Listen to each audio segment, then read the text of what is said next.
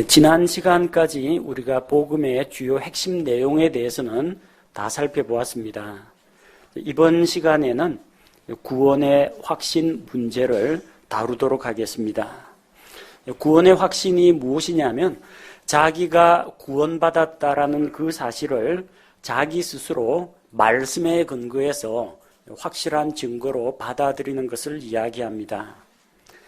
먼저 우리는 자기가 구원받은 사실을 알 수 있느냐, 알 수 없느냐, 이런 질문을 해봐야 됩니다. 많은 경우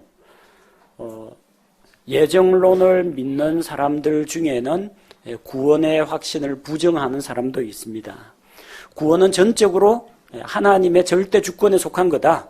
인간하고는 아무런 관계가 없다. 인간은 선택의 여지가 없고 하나님의 주권에 달린 거다. 하나님이 선택하셨으면 구원받는 거고 하나님이 선택 안 했으면 제 아무리 열심히 교회 다니고 성경을 공부해도 절대로 믿을 수가 없다. 오로지 하나님의 택함에 달렸다. 그렇게 믿는 분들이 더러 있습니다. 자, 그렇게 되면 한 가지 문제가 발생합니다. 내가 지금 교회에 나와서 신앙생활을 하고 있고 말씀도 듣고 있고 성경도 암송하고 있는데 내가 과연 구원받았을까? 예정론에 의하면 그걸 알 수가 없습니다. 왜? 구원은 우리가 믿어서 되는 게 아니라 하나님의 선택에 의해서 결정되는 문제라고 하면은 하나님이 나를 선택했는지 선택 안 했는지 그 사람이 어떻게 압니까? 알 수가 없죠. 알 수 없다가 돼버립니다.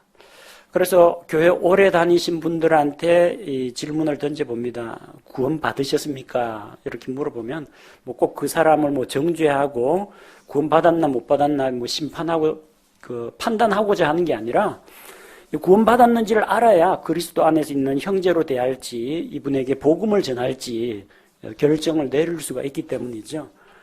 구원 받으셨습니까? 물어보면 부정적으로 반응하시는 분들이 상당히 많습니다. 내가 이래봬도 교회 20년 동안 다닌 사람이요. 그러거나 우리 아버지가 목사요. 이러는 사람도 있고 믿음하고는 관계없는 자기 주변의 가문이나 혈통이나 신앙 경력이나 이런 걸 이야기하는 분들이 있습니다. 예, 좋은 가문에서 자라나셨네요. 그런데 구원은 받으셨습니까? 하면은 죽어봐야 안다고 합니다. 지금은 모르겠고 죽어봐야 천국 가는지 지옥 가는지 알 수 있다. 그렇게 생각하는 분들이 더러 있습니다. 또 구원 받았습니까? 해가지고 구원에 대해서 질문을 던지면 사람은 알 수 없다. 근데 누군가가 저는 구원 받았습니다 이야기하면은 교만하다고 합니다. 구원이 단 한순간에 믿음으로 이루어지는 게 아니라 하나님 앞에서 신앙의 경륜을 쌓아 올려가고 열심히 수고하고 공적을 쌓아가지고 구원을 이루어 간다. 구원에 이르도록 한다. 이런 구원을 하나의 과정으로 생각하는 분들이 있습니다. 그런 사람들 앞에서 구원받았습니다라고 이야기하면은 교만하다라고 이야기합니다. 과연 사람이 구원받은 사실을 알 수 있을까? 알 수 없을까? 성경에서는 그 문제에 대해서 우리에게 해답을 주고 있습니다. 고린도후서 13장 5절 말씀을 보면 너희가 믿음 안에 있는지 너희 자신을 살펴보고 너희 자신을 입증하라. 예수 그리스도께서 너희 안에 계시는 줄을 너희가 스스로 알지 못하느냐. 그렇지 않으면 너희는 버림받은 자니라. 이렇게 기록하고 있습니다. 자기가 구원받았는지 받지 않았는지 예수님이 내 안에 계신지 내 안에 영원한 생명이 있는지 점검해 보라는 겁니다. 확인해 보라는 겁니다. 자기 스스로 확정하라는 겁니다. 이 말씀은 무슨 뜻입니까? 우리가 자기의 구원을 진단해 볼 수 있다는 겁니다. 그리고 자기가 구원받은 사실에 대해서 스스로 확신을 가질 수 있다는 것을 이야기합니다. 구원받았다라고 자기 믿음을 고백하는 것은 교만한 것이 아닙니다. 또 다른 사람들에게 구원받으셨습니까? 라고 질문하는 게 그 사람을 얕잡아 보기 때문에 그러는 것도 아닙니다. 우리 누구나가 구원을 받았는지 안 받았는지를 자기 스스로 점검하고 또 다른 사람들이 구원받는 일에 관심을 두는 것이 우리에게 필요하다는 겁니다. 그리스도인들 가운데에서는 구원을 받았고 구원의 확신이 있는 사람이 있습니다. 구원은 받았는데 구원의 확신이 없는 사람도 있습니다. 더 기가 막힌 것은 구원을 받지 못했는데, 구원은 안 받았는 게 분명한데 자기가 구원받은 줄로 착각하는 사람도 있습니다. 그래서 우리가 관심을 둬야 할 게 구원의 확신보다는 근본적으로 구원받는 게 더 중요한 겁니다. 구원의 확신은 영적으로 성장하면서 그 확신을 갖게 됩니다. 근데 만약에 구원을 받지 않은 상태라면은 구원의 확신을 가질 게 아니라 먼저 구원부터 받아야 됩니다. 우리 아들 주민등록증이 왜 안 나오냐 고민하지 마시고 일단 아들을 낳아야 됩니다. 아들이 낳아야 나중에 학교도 가고 18살 되면 주민등록증이 나오지, 아들도 안 나오는데 왜 주민등록증 걱정을 왜 합니까? 대한민국 국민인 것은 출생하면은 다 자동으로 대한민국 국민 됩니다. 그 아이가 나중에 자라가 내가 박씨 가문에 태어났구나, 내가 어느 학교 학생이구나, 학생증 보고 나중에 내가 대한민국 국민이고 주민등록 번호 나왔구나, 그건 나중에 일입니다. 일단 태어나야죠. 하나님의 자녀로 태어나는 게 중요하지, 먼저 확신을 갖는 게 아니라 먼저 하나님의 자녀로 태어나고 먼저 구원을 받고 그 다음에 구원의 확신이 딸려오는 겁니다. 서로 구원의 확신이 없더라도 구원받는 데는 문제가 없습니다. 이집트에서 종살이하던 이스라엘 백성이 하나님께서 모세를 통해서 전해준 말씀을 들었습니다. 하나님께서 이집트 전역에 죽음을 내리실 텐데 첫째 아들, 처음 난 짐승의 새끼가 그날 다 죽을 것이다. 그러나 하나님이 약속하시기를 어린 양을 잡아서 그 어린 양의 피를 문설주와 인방에 바르고 밤중에 그 집 밖에서 어린 양의 피가 있는 집 밖으로 나가지 말고 밤새 그 집 안에서 어린 양 고기를 구워 먹으면서 하룻밤을 지내면, 그러면은 그 집은 하나님께서 그냥 뛰어넘고 지나가신다. 그 집에는 죽음을 내리지 않으신다. 약속을 주셨습니다.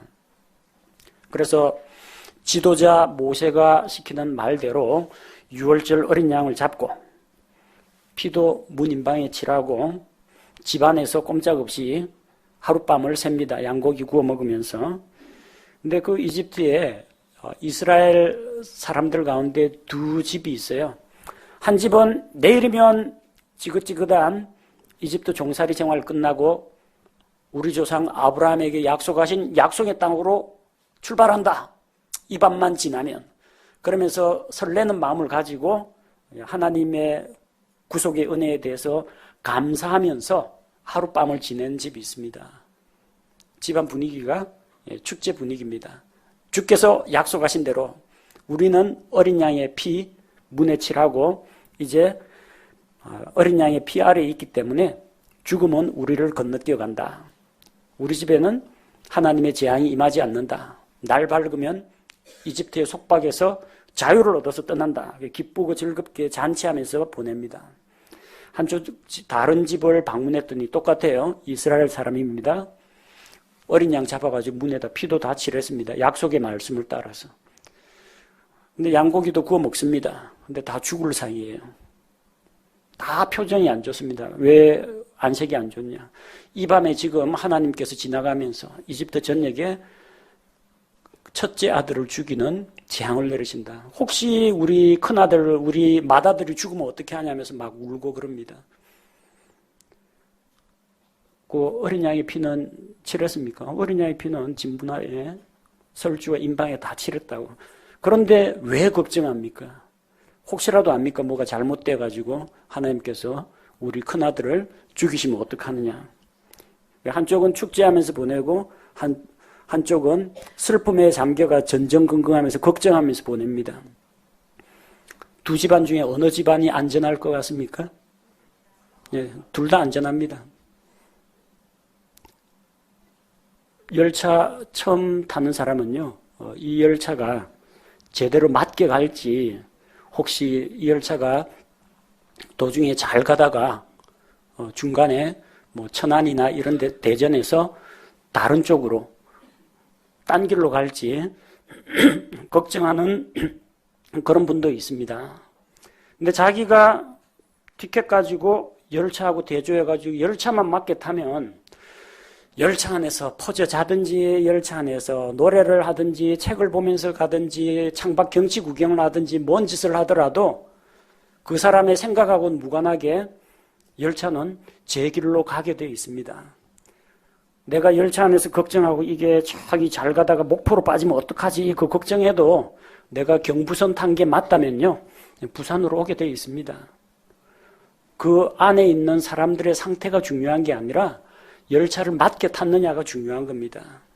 집안에서 기뻐하느냐 슬픔에 잠겨 있느냐가 중요한 게 아니라 하나님이 말씀하신 대로 어린 양의 피를 그 집에다 칠했느냐 자기가 그 어린 양의 피 아래 있느냐 그게 더 중요합니다. 이전에 그 중국 관광하신 분들 관광지 소개하는 그 프로그램에서 이런 걸 봤습니다. 높은 산인데 산하고 산 사이 그 계곡 사이를 다리를 놨어요. 다리를 놨는데 튼튼한 철골조입니다. 근데 다리 바닥이 전부 유리입니다. 유리. 폭도 한 이 정도 강대상 폭 정도 됩니다. 근데 그거를 건너가지고 건너편 계곡으로 건너가는 거예요. 뭐 바닥이 유리긴 합니다. 내려다보면 아찔합니다.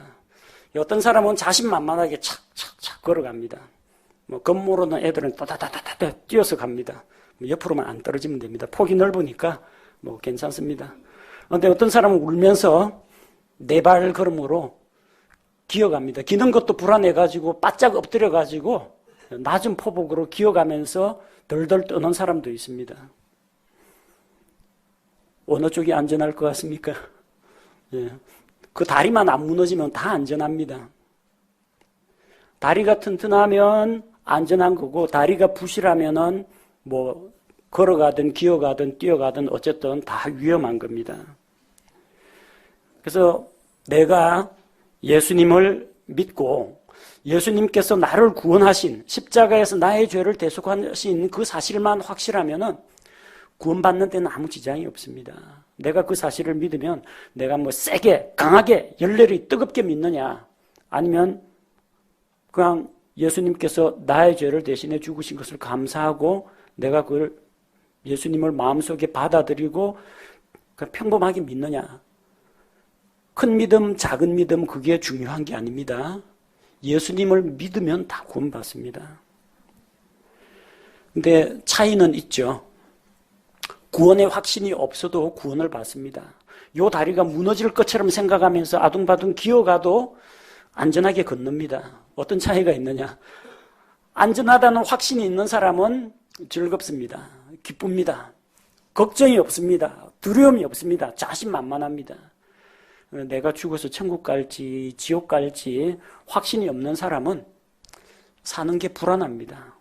이러다가 내가 갑자기 어느 날 갑자기 죽어버리면 천국에는 갈 수 있을까? 자기 삶에 대해서 확신이 없습니다. 자기가 살아있다는 것과 영원한 생명이 있다는 데 대해서 확신이 없으면 불안합니다. 혹시 내가 지금은 신앙생활을 열심히 하고 있는데 신앙생활이 나태해지면은 혹시 교회 출석을 등한시하게 되거나 영적인 침체기가 찾아오면은 어떻게 될까? 걱정하고 두려워합니다. 그래서 구원의 확신이 왜 필요하냐? 구원받고 우리는 구원의 확신으로 구원받는 게 아니라 예수님을 믿고 구원받습니다. 그런데 예수님을 통해서 내가 구원받았다는 것을 확신하게 되면 우리 신앙생활이 안정이 됩니다. 삶의 기쁨과 감사가 있습니다. 평안이 넘칩니다. 구원의 확신이 없으면 불안합니다. 초조합니다. 염려하게 됩니다. 신앙생활을 즐길 수가 없게 된다는 겁니다. 그래서 예수님을 그가 믿고 영접했다면 그 다음으로 도와줘야 할 내용이 이 구원의 확신이라는 이런 주제입니다.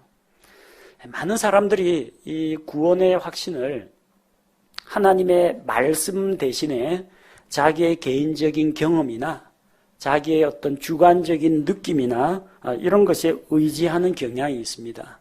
그래서 영적인 컨디션 좋을 때는 꼭 구원받은 사람 같은데 내가 좀 죄를 지었다든지 영적으로 건강하지 못할 때는 내가 과연 구원받은 것이 맞나 걱정하는 분들이 더러 있습니다. 요한복음 10장 28절과 29절 말씀을 살펴보도록 하겠습니다. 요한복음 10장 28절과 29절. 자, 예수님께서 말씀하십니다. 내가 그들에게 영원한 생명을 주노니 그들이 결코 멸망하지 않을 것이요 또 아무도 내 손에서 그들을 빼앗지 못하리라. 그들을 내게 주신 내 아버지는 모든 것보다 크심에 아무도 내 아버지 손에서 능히 그들을 빼앗지 못하느니라. 자, 이 말씀에 의하면 우리에게 영원한 생명을 주시는 분은 누구십니까?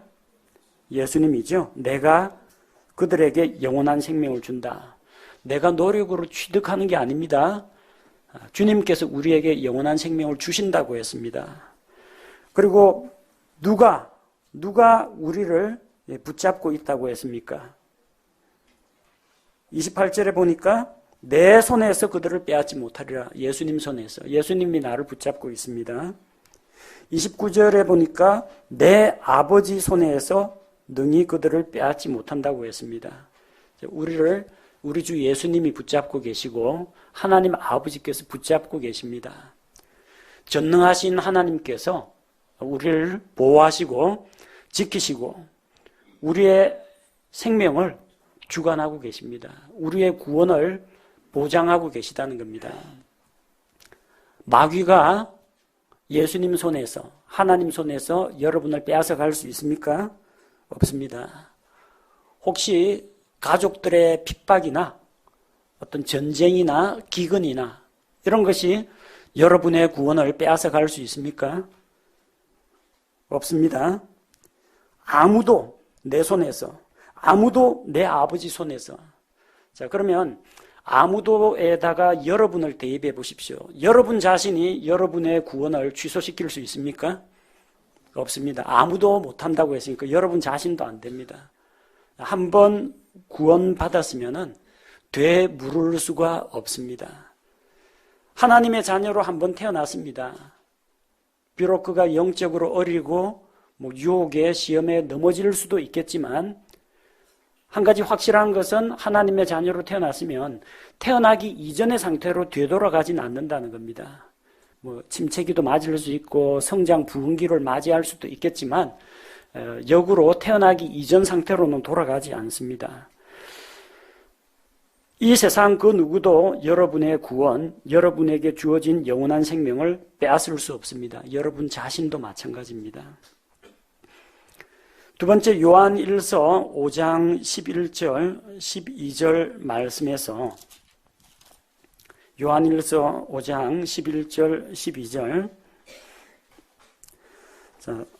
또 그 증언은 이것이니 곧 하나님께서 우리에게 영원한 생명을 주신 것과 이 생명이 그분의 아들 안에 있다는 것이니라. 아들이 있는 자에게는 생명이 있고 하나님의 아들이 없는 자에게는 생명이 없다고 했습니다. 자, 영원한 생명은 누구에게 있다고 했습니까? 예, 그분의 아들 예수님 안에 있다고 했습니다. 그리고 예수님을 믿는 것은 뭐라고 했습니까? 예수님을 믿는다는 것은 예수님을 영접하는 자라고 했죠. 구원받은 사람은 예수님을 영접했습니다. 당신은 예수 그리스도를 마음속에 영접했습니까? 예. 그럼 예수님을 영접했죠. 그러면은 예수님 안에 영원한 생명이 있는데 내가 그 예수님을 영접했습니다. 그럼 영원한 생명은 어디에 있어요? 내 안에 있다는 겁니다. 여러분이 만약 예수 그리스도를 자기의 구원자로 받아들였다면 예수님 안에 있는 영원한 생명도 여러분 안에 있다는 것을 확신할 수가 있습니다. 그래서 종종 제가 예화로 드는 그 예화가 아래쪽에 소개되어 있습니다. 이거는 요한복음 10장 28절 29절에 있는 그 말씀에 기초한 겁니다. 사람이 물에 빠지면은 도와달라고 소리를 칩니다. 소리치는 그 소리가 자기를 건져 올리지는 못합니다. 구조대원을 향해서 손을 막 흔듭니다. 그러나 이 흔드는 손이 나를 끌어올리는 건 아닙니다. 요 손 신호를 보고 보트를 타고 구조대원이 와서 그 사람 손목을 덥석 잡습니다. 그리고 끌어올려 줍니다. 그가 손을 내미는 것은 구원자, 구조자를 받아들이겠다는 의사표시입니다. 실제 그 손을 붙잡고 건져내는 역할은 구조대원이 합니다. 우리가 예수님을 나를 죄로부터 지옥의 형벌로부터 건져주시는 분이라는 사실을 믿고 내가 주님을 믿겠습니다 하고 손을 내밀 때 이거는 나의 믿음입니다. 내 믿음, 내가 믿겠습니다. 의사표시를 하는 겁니다. 나 좀 건져주십시오. 나 좀 살려주십시오. 그때 예수님께서 우리 손목을 잡아채가지고 끌어올려 주시는 겁니다. 물에 빠진 사람은 물 몇 번 먹다 보면 힘이 빠져가지고 스르르 손에 힘이 풀립니다. 구조대원 잡으려고 하다가 놓쳐버립니다. 근데 그는 놓칠지라도 구조대원은 정신 똑바로 차리고 손을 놓지 않습니다. 그러면 사는 겁니다. 내 힘으로, 내 의지와 내 결단으로 내 신앙생활이 유지되는 게 아니라 내가 도움을 요청하고 손 내밀 때 구조대원이신 구원자이신 예수님께서 내 손목을 붙잡아 주시는 겁니다. 나는 주님을 놓을 때가 있습니다. 나는 생활 가운데에서 주님을 기억하지 못할 때가 있습니다. 그러나 우리가 어떤 상태에 있든지 좀 영적 컨디션이 좋을 때든지 영적 침체에 빠졌을 때든지 주님께서는 변함없이 우리를 붙잡고 있다는 겁니다. 예수님의 손이 여러분을 붙잡고 있습니다. 하나님 아버지의 손이 붙잡고 있습니다. 붙잡고 놓지 않습니다. 그러니까 여러분의 구원이 안전하게 보장된다는 겁니다. 두 번째, 요한일서 5장 11절 12절 말씀, 예수님 안에 영원한 생명이 있고 그 예수님은 내 안에 내가 영접했습니다. 내 안에 영원한 생명이 있다는 이야기입니다. 제가 어릴 때 국민학교 입학할 때 저 이모한테서 책가방을 선물 받았습니다. 책가방을 선물 받았는데 안에 노트도 있고 색연필도 있고 자도 있고 필통도 있고 필통 안에 연필도 다 들어 있었습니다. 받기는 저는 가방을 받았습니다. 가방이 묵직합니다. 안에 다른 선물들이 다 포함되어 있었습니다. 그럼 가방은 내가 받은 것은 가방이지만 가방과 함께 가방 안에 있는 모든 것이 내 소유가 된 것입니다. 예수님을 영접한다는 것은 단 한순간에 우리의 믿음의 고백을 통해서 이루어지는 일이지만 바로 그 짧은 순간에 놀라운 변화가 일어납니다. 예수님 믿고 영접했습니다. 이 한마디 속에는 예수님 안에 있는 영원한 생명이 나에게 있습니다. 예수님이 소유하고 계신 천국이 나의 것입니다. 예수님이 하나님의 아들이신 것처럼 내가 하나님의 아들로 받아들여졌습니다. 하나님이 내 아버지가 되십니다. 예수님 안에 있는 기쁨과 소망과 평온과 죄사함과 이런 모든 축복이 내가 동시에 받아 누리게 된다는 것입니다. 그리고 아까 열차 이야기를 잠깐 했었는데 예수님을 믿고 나서 일단 구원받았습니다. 구원받은 사람이 잠깐 한눈 팔아가지고 조금 이상한 교리에 미혹될 수도 있습니다. 구원은 받았는데 아직 옛 습관을 못 고쳐가지고 죄에 빠질 수도 있습니다. 그래도 구원받는 데는 문제가 없다는 겁니다.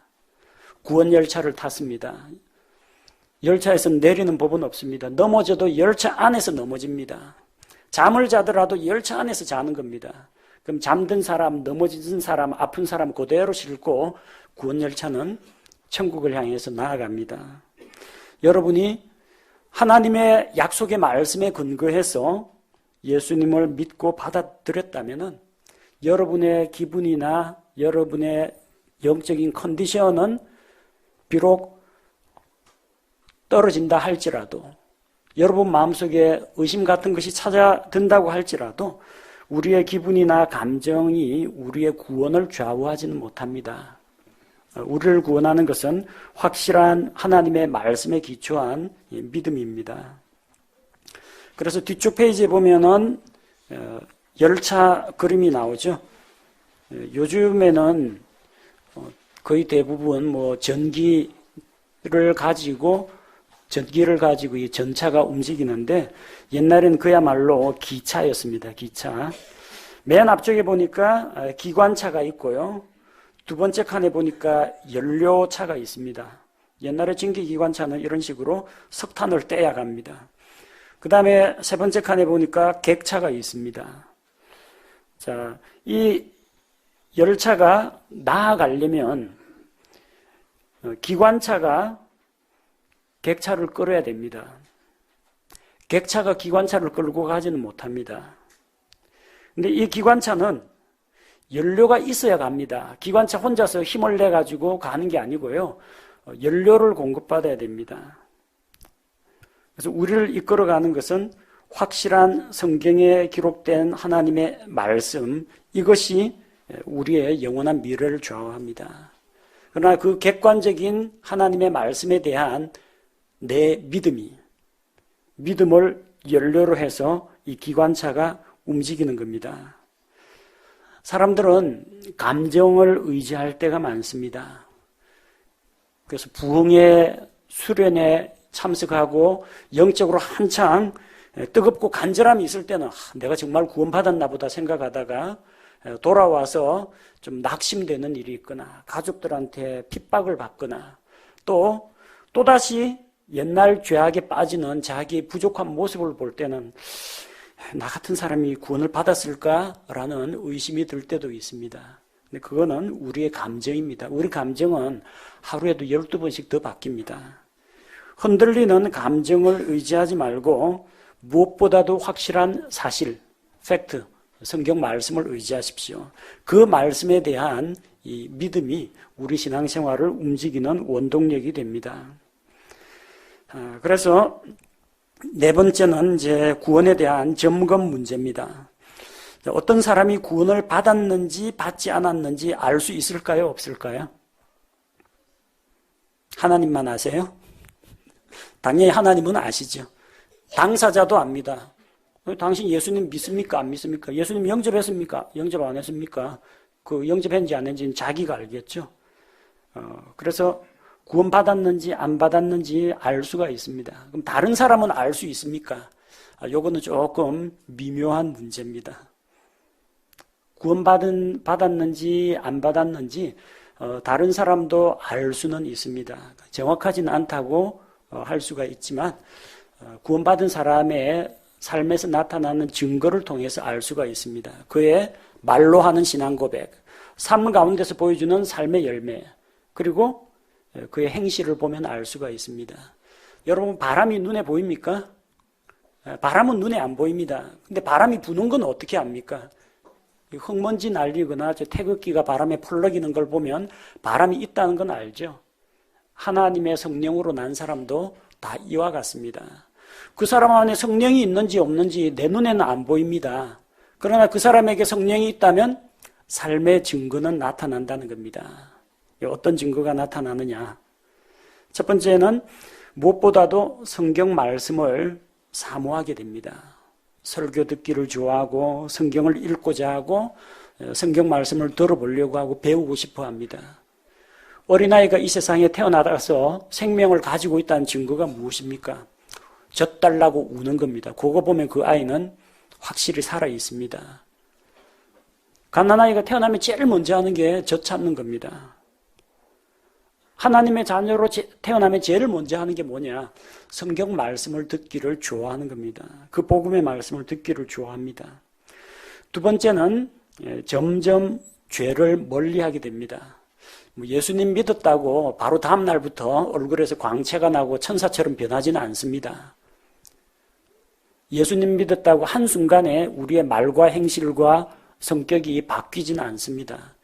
적어도 수십 년 동안 쌓아온 나의 그 삶의 흔적들이 한순간에 바뀌지는 않습니다. 신분은 한순간에 바뀝니다. 죄인에서 의인으로, 지옥 자식에서 천국 백성으로. 한순간에 신분은 바뀌지만 상태는 그렇게 갑자기 바뀌지는 않습니다. 예수님 믿고 옛날에 하루에 죄를 10가지 지었다면요. 옛날에는 10가지 지었다면 예수님 믿으면 죄를 하나도 안 짓는 사람이 되는 건 아닙니다. 한 8개, 9개 짓다가 그만둘 겁니다. 차츰차츰 죄를 멀리하게 될 겁니다. 그리고 옛날에는 죄라고 생각 안 했던 것들을 점차로 죄를 보는 수준이 높아짐에 따라서 죄라고 인정하고 버리게 될 겁니다. 이거는 성장하면서 나타나는 점진적인 변화입니다. 그러니까 누가 죄 지었다고 해서 너 그러고도 크리스찬이냐 그런 식으로 정죄하는 것은 곤란하다는 겁니다. 그래서 가끔 가다가 그리스도인 가정에서 싸움이 일어납니다. 그냥 간단한 부부싸움이면 그냥 말로 그냥 화해하고 그러는데 꼭 이런 데도 신앙을 걸고 넘어지는 사람들이 종종 나옵니다. 남편이 자기한테 조금 좀 욕 같은 거를 했다라든지 부인이 심하게 바가지를 긁었다든지 하면은 당신이 그러고도 예수 믿는다고 말할 수 있느냐, 당신 구원 안 받은 게 확실해. 이런 식으로 다른 사람의 구원을 논단하는 겁니다. 그 위험한 일입니다. 어린아이가, 갓난아이가 마라톤 할 수 있습니까? 뛰지도 못합니다. 일단 좀 먹고 성장하고 다리 근육도 좀 붙고 그래야 이제 간신히 걸음마 합니다. 그 다음에 이제 아장아장 산책 나가고 좀 힘 좋으면 달리기 합니다. 갓난아이한테 무리한 거 요구하지 마십시오. 예수님을 믿었는데 그 형제 옆에 가니까 담배 냄새 나더라. 그 사람 아직 구원 못 받은 불신자다. 그런 생각하지 마십시오. 담배가 하루아침에 끊어집니까? 예수님 믿고 구원 받는 건 한순간에 가능합니다. 근데 끊는 거는 시간이 좀 걸릴 수도 있습니다. 자기 남편이 아직 술을 못 끊었다. 못 끊을 수도 있습니다. 근데 언젠가는 끊게 될 겁니다. 점점 멀리하게 될 겁니다. 한꺼번에 많은 변화를 기대하지 마시기 바랍니다. 우리가 그 사람의 구원 문제에 대해서 알 수 있는 것은 일부 극히 제한적입니다. 그 사람의 삶의 열매를 가지고 다 논단하면 진짜 그런 식으로 따지면 구원받은 사람이 이 가운데 몇 사람 될 것 같습니까? 너는 뭐 이런 부분에서 부족함이 보이니, 너는 마음속에 이런 생각을 품은 적이 있으니, 너는 오늘 이런 잘못을 범했으니 그때마다 전부 다 구원 취소당해버립니까? 그러진 않습니다. 우리 영은 다시 태어났습니다. 우리 혼은 지옥 형벌에서 구원받았습니다. 근데 아직도 연약한 육신, 유혹에 넘어지기 잘하는 육신을 껴안고 있는 이 상황에서는 아직도 죄와 유혹에 취약합니다. 그래서 다른 형제가 조금 그런 부족한 모습이 보인다고 하더라도 저거 보니까 저 형제 구원 안 받았다. 당신 그런 거 보니까 크리스찬 아니다. 그런 식으로 정죄하지 마시기 바랍니다. 다른 사람을 구원을 점검하고 도와줘야지 자기 마음에 자기 기준에 안 찬다고 해서 구원 못 받은 사람으로 판단하는 것은 위험하다는 겁니다. 차츰차츰 변화가 일어날 겁니다.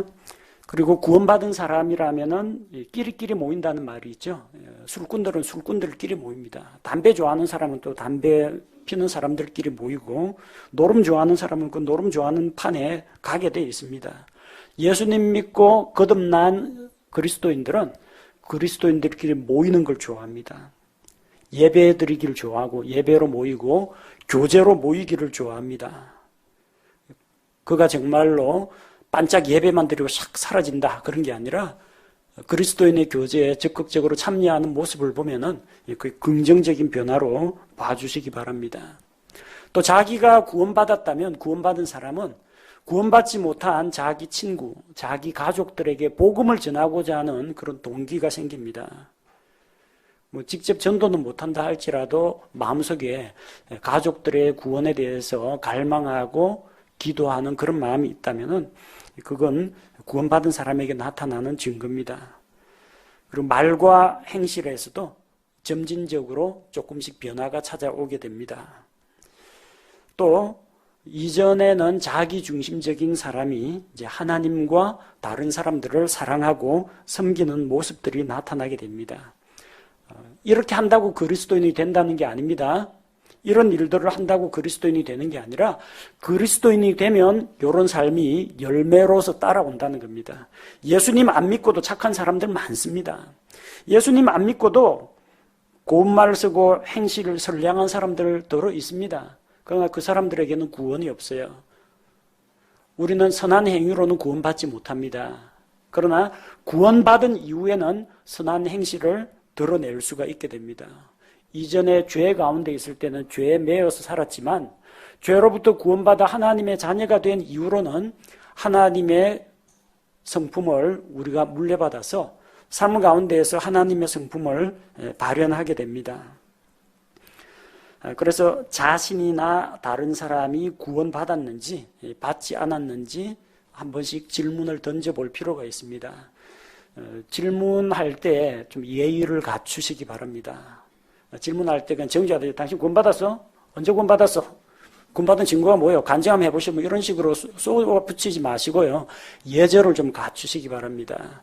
이게 다른 사람을 진단하고 뭐 논단하기 위한 게 아니라 교제를 위한 거 아닙니까? 좀 예를 갖추어서 선생님 교회는 다니십니까? 얼마나 다니셨습니까? 교회는 다니시고 하나님 말씀도 들어보셨을 텐데 구원은 어떻게 받게 되었습니까? 혹시 그 구원 받고자 하는 그런 동기가 된 계기가 된 성경 말씀이 뭐 있습니까? 이런 것들을 물어보시기 바랍니다. 그건 좋은 겁니다.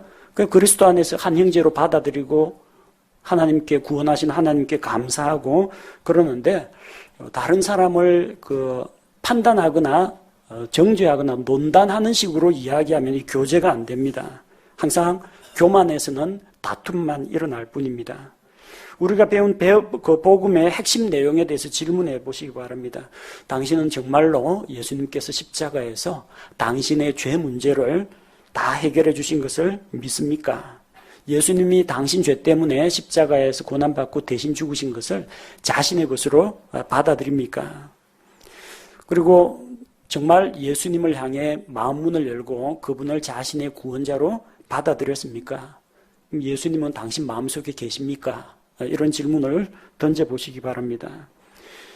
예수님 안에는 영원한 생명이 있고 예수님은 당신 안에 들어와 계신다고 하는데 그럼 선생님에게도 영원한 생명이 있습니까? 이런 식으로 질문해 보시기 바랍니다.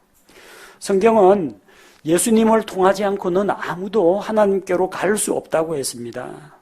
예수님은 하나님께로 갈 수 있는 유일한 길이라고 했는데 오늘 당장 이 자리에서 죽는다고 할지라도 하나님 계신 하늘나라에 갈 수 있겠습니까? 이런 식으로 질문을 통해서 그가 정말 구원받았는지 구원에 대한 확신이 있는지 살펴보시기 바랍니다. 구원받은 자들에 위해서 침례를 줄 때도 제가 이런 질문들을 던집니다. 정말 이 사람이 구원받았는지 자기 믿음을 회중 앞에서 이야기할 수 있는지 살펴봅니다. 구원받는 것은 대단히 중요한 일입니다. 그와 덧붙여서 자기가 구원받은 사실을 말씀에 기초해서 확신하고 있다는 것은 우리의 신앙생활을 보다 건강하게 하고 우리 마음속에 기쁨과 평안을 안겨주게 됩니다.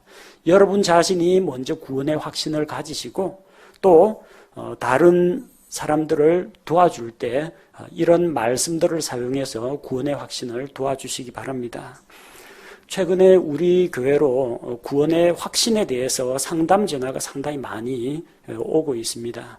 그래서 이번에 우리 복음의 핵심 공부 다음 시간 6주차 되면 이제 마치는데 그 마친 다음에는 한 15주 정도 구원의 확신 문제에 대해서 좀 집중적으로 다루도록 하겠습니다.